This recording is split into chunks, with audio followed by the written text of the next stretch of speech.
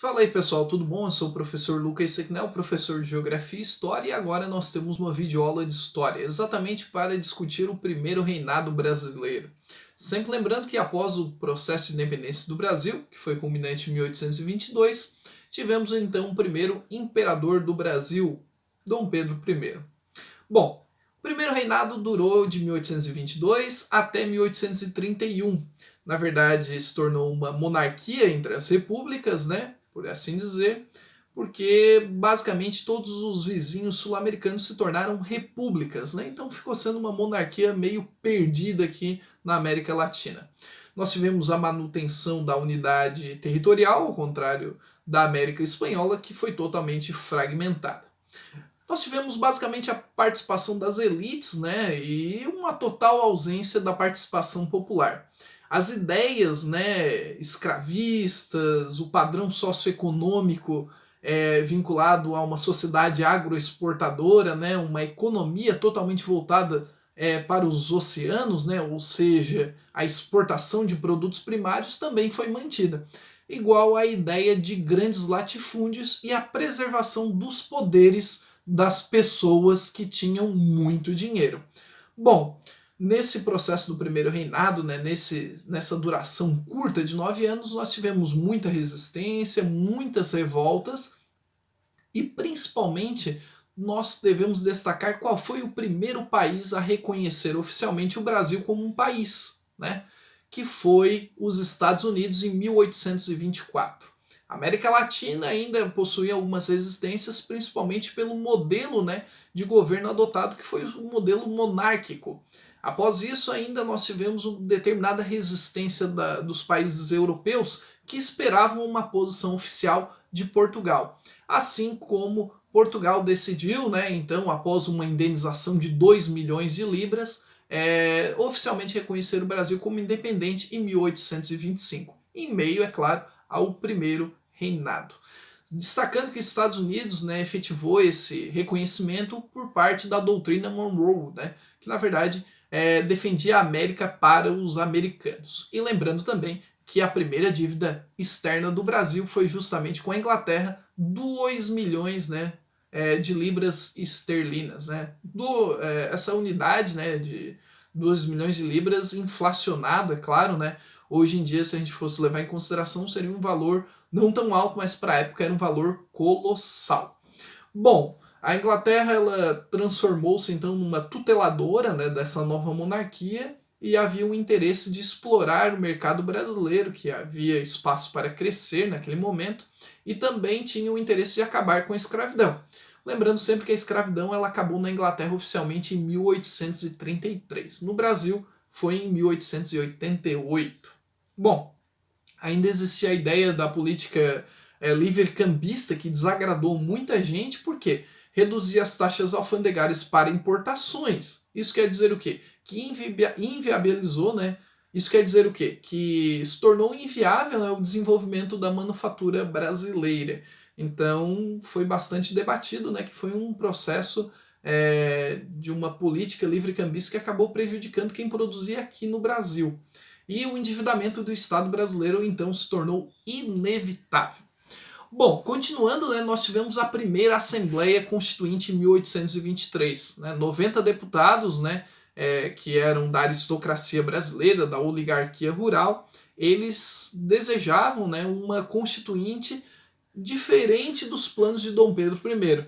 Então, as características gerais dessa Constituição, que foi apelidada de Constituição da Mandioca, né? Por quê? Porque ela era classista, ela defendia, né, os interesses da aristocracia, a ideia do voto censitário, a ideia anticolonial, principalmente a exclusão dos portugueses, né, da administração, e uma ideia anti-absolutista, ou seja, dividindo os poderes, né, do imperador com o parlamento, o que desagradou muito Dom Pedro I. Qual foi a sua atitude? Dom Pedro interrompeu os trabalhos da Assembleia e logo depois ordenou a prisão destes deputados também. Né?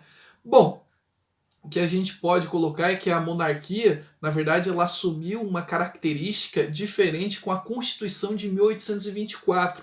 Quais foram essas características? Primeiro, né, nós tivemos ali uma monarquia hereditária e divisão do território brasileiro em monarquias, né? Aliás, nós tivemos então, a partir da Constituição de 1824, características bem diferentes. Primeiro, era uma monarquia hereditária, passando o poder aí, né, ao longo dos sucessores, né, que poderiam vir de Dom Pedro I, né, como foi o caso de Dom Pedro II, e a divisão do território brasileiro ficou marcada através de províncias.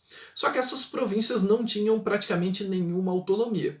Os poderes ficaram delimitados em 4: o executivo, que era imperador e ministros, e também o legislativo, com a Câmara dos Deputados e os senadores. O judiciário, formado pelos juízes, né, e, claro, os tribunais, e o moderador, que era o poder de Dom Pedro I, que era o poder moderador, era um poder de moderação a tudo, né? E era denominado aí o imperador, que era o chefe de tudo. Bom, e os 4 poderes que ficaram delimitados, né, foi exatamente o executivo, imperador e ministros, legislativo, Câmara dos Deputados e Senado, judiciário, juízes e tribunais, e o moderador, que ficou por conta de Dom Pedro I, que era o imperador. As eleições eram indiretas, né, para deputados, eleitores de paróquia e também província, e lembrando a política do voto censitário, 100 mil réis por paróquia, 200 mil réis para província, 400 mil réis para deputado e 800 mil réis para senador, né? Era uma política na base da grana, né? Era muito caro.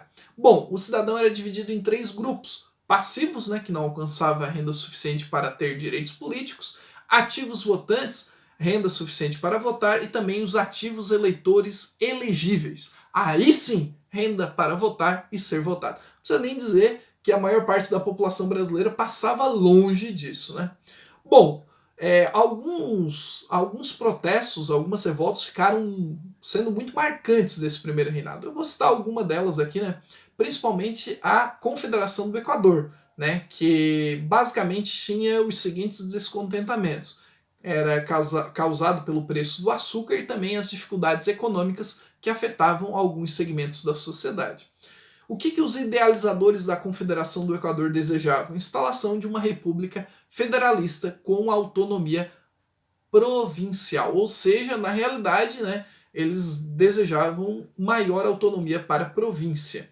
É de fato algo que poderia ser muito bom para o desenvolvimento do país naquele momento. Mas Dom Pedro I era bastante centralizador, isso é inegável. Bom, dentre outros fatores, né, que acabaram decretando o fim desse primeiro reinado, nós tivemos a Assembleia Constituinte, né, fechando o Congresso, né, a partir de 1824, aquela Assembleia. Bom, dentre outros fatores que levaram ao fim do primeiro reinado, a gente pode colocar o fechamento da Assembleia Constituinte com a imposição da Constituição de 1824, que dá total poderes ao imperador, né, não levando em consideração nenhuma prática do legislativo. O imperador era o moderador.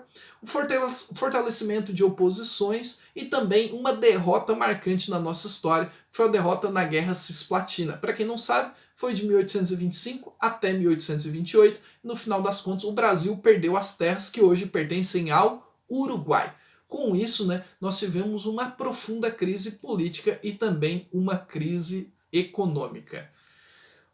Bom, falando da abdicação, já partindo para o fim então do primeiro reinado, a nomeação do ministério com brasileiros foi uma tentativa de conter a crise, não deu certo. Depois houve a persistência das sanções por conta da nomeação de ministros portugueses.